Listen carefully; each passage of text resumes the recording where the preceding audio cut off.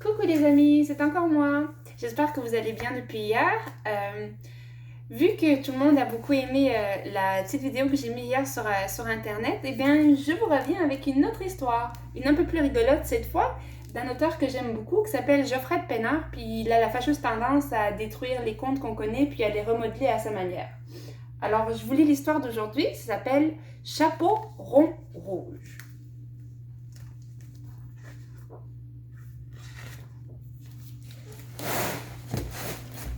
Il était une fois une petite fille qui vivait avec ses parents à l'orée de la forêt. Comme elle ne quittait jamais le chapeau rond et rouge que lui avait offert sa grand-mère, on l'avait surnommé Chapeau rond rouge. Un jour, sa mère lui dit « C'est la fête de Mère Grand aujourd'hui. Tu veux bien lui apporter ces 2 galettes et ce petit pot de beurre? Je sais qu'elle serait enchantée de te voir. » Chapeau rond rouge accepta avec plaisir. Elle adorait sa grand-mère. « Je préfère que tu passes par les champs, lui dit sa mère. C'est plus court par la forêt, mais oui, oui, je sais, il y a le loup. Ne t'inquiète pas, maman, je connais la musique. » Au bord de la route, Chapeau rond rouge tomba sur un grand chien gris endormi contre une meule de foin.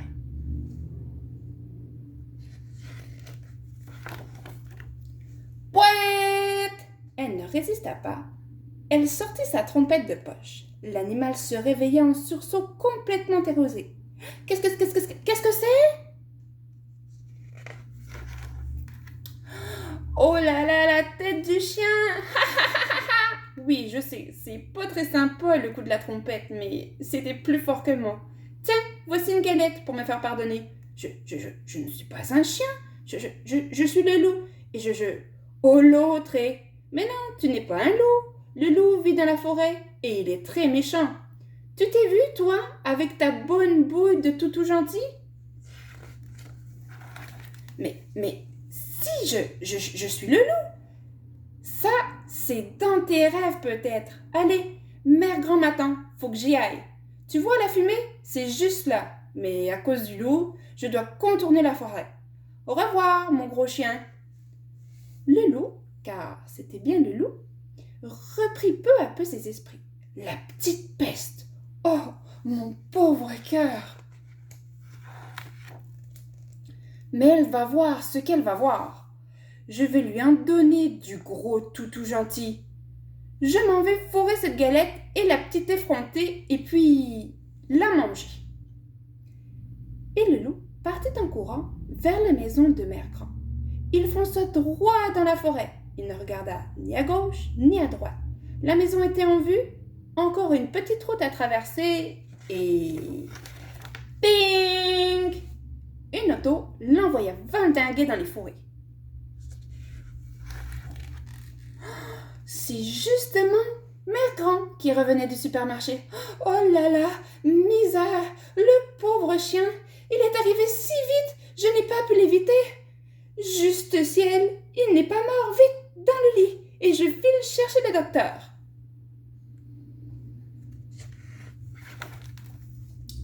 Chapeau rond rouge arriva alors chez Mère Grand. Bonne fête, Mère Grand, c'est moi, le soleil de ta vie. Je t'apporte une galette. Oh, tu es couché? Tu es malade? Oh, quelle mine épouvantable! Mais non, c'est ce gros chien qui joue au loup, l'affreux, le misérable. Il a mangé Mère Grand? Dire que je lui donne une galette. À ces cris, le loup ouvrit un œil complètement heureux. Qui est là? Chapeau rond rouge l'assomma avec un chandelier. Bon, prends ça, sale bête! Mère Grand, est-ce que tu m'entends? Mère Grand, je vais te sortir de là! Et il s'enfuit chercher un couteau dans la cuisine.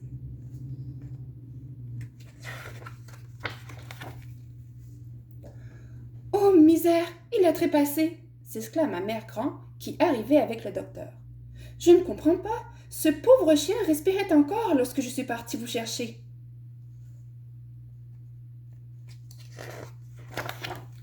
Oh, Mère Grand, tu es vivante! Je croyais que le chien t'avait dévoré. Je voulais te sauver et maintenant il est mort. C'est de ma faute. Doucement, doucement, intervient le docteur. Cet animal, qui soit dit en passant, n'est pas un chien, mais un énorme loup, n'est pas mort. Je vais le soigner, mais il me faut un peu de calme.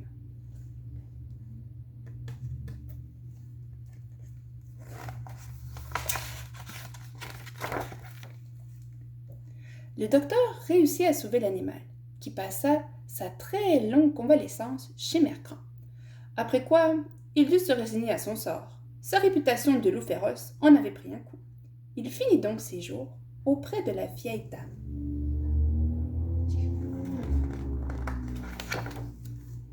Quant à Chapeau Rouge, marquée à tout jamais par cette aventure, elle est devenue un médecin de renommée internationale. Et voilà, c'est la fin de l'histoire. J'espère qu'elle t'a plu. Je te dis à la prochaine. Bye bye!